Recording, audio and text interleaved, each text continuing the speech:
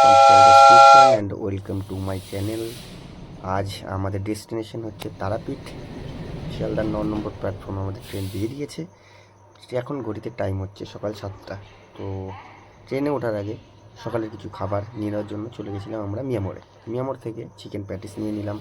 আমার ফ্যামিলিও যদিও গেছিলো, চিকেন প্যাটিস নিয়ে আবার চলে আসলাম ট্রেনে। ট্রেনের টাইম ছাটার টাইম হয়ে গেছিলো।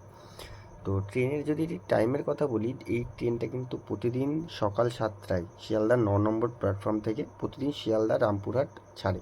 সকাল 7:20 এটার হলো টাইম। তো বাইরের এই সকালের কুয়াশার অপূর্ব দৃশ্য দেখতে দেখতে পৌঁছে গেলাম আমরা হলো শান্তিনিকেতন জংশন। শান্তিনিকেতনের টাইম হচ্ছে এখন সকাল 10:50। আর ট্রেন মোটামুটি ফাঁকাই ছিল। আর ট্রেনের যদি কথা বলি, ট্রেন খুব পরিষ্কার। তো ট্রেন আবার আমাদের ছেড়ে দিল। ছেড়ে দেওয়ার পরে এর পরের পুরো স্টপেজ হচ্ছে হলো তারাপীঠ। তো এখান থেকে আমি একটা যদি কথা বলি, ট্রেনের ফেয়ার হলো 95 করে পার পার্সেন্ট পড়বে। আর আমাদের ছিল এটা জেনারেল বগি। তো দেখতে দেখতে পৌঁছে গেলাম আমরা তারাপীঠ। সময় হচ্ছে এখন 12টা। তো এটা হলো 2 নম্বর প্ল্যাটফর্মে আমাদের ট্রেন দিয়েছিল। তো আমাদের 1 নম্বর প্ল্যাটফর্মে যেতে হয়েছিল। আর এটা হলো টিকিট কাউন্টার, এখান থেকে আমাদের বেরোতে হবে। এখান থেকে বেরিয়ে আমরা এখান থেকে টোটো নিয়ে নিলাম।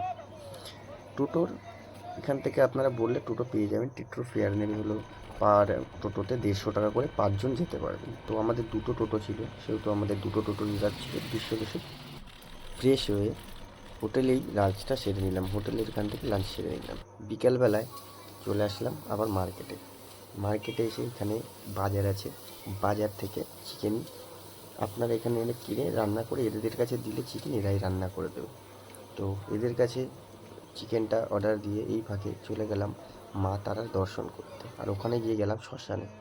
আর শ্মশানে গিয়ে এখানে সত্যি একটা আলাদা শান্তি আছে। মানে এটা হয়তো সবাই যেতে পারবে না, বাট এখানে একটা আলাদা শান্তি আছে, যেটা এই তারাপীঠ মহা শ্মশানে রাত্রেবেলা আসলেই পাওয়া যাবে। মা তারার কাছে তো আলাদাই আছে। তো রাত্রেবেলায় ঘুম থেকে উঠে চলে আসলাম মায়ের, পুরো একদম সকাল সকাল স্নান করে ফ্রেশ হয়ে মায়ের মন্দিরে। আর সকালবেলাতে এখন বাজে হলো 6টা। মানে ভিড়, মানে প্রচণ্ড ভিড়। আজ ছিল হলো শনিবার। তো চলে গেলাম, চলো মায়ের মন্দিরে ঢোকা যাক। মানে ঢোকার সময় মনের যে শান্তিটা না, সেটা কাউকে প্রকাশ করা যাবে না। আর ভিতরে এতটা পরিমাণে ভিড়, মায়ের মুখটা দেখার জন্য মানে ভিতরে লাইন দিয়ে, মানে যখন লাস্ট পজিশনে থাকবে না, অসাধারণ দৃশ্য। তো আমাদের আর ভিতরে যাইনি, বাইরে থেকেই মায়ের পুজো দিয়ে দিলাম। আর কি বলবো, এখানে গেলে একটা মনে আলাদা একটা শান্তি আসে মায়ের কাছে। তো বাইরে দিয়ে আমি মাকে দেখিয়ে দিলাম, কারণ আমার ফ্যামিলি গেছিলো। তো সেখানে আর দেওয়া হয়নি, বাইরে থেকেই মন্দিরে পুজোটা দিয়ে দিলাম। এইভাবেই আজকের দিনটা, এখানেই পুজোটা শেষ হলো। তো নেক্সট ব্লগে আসবে।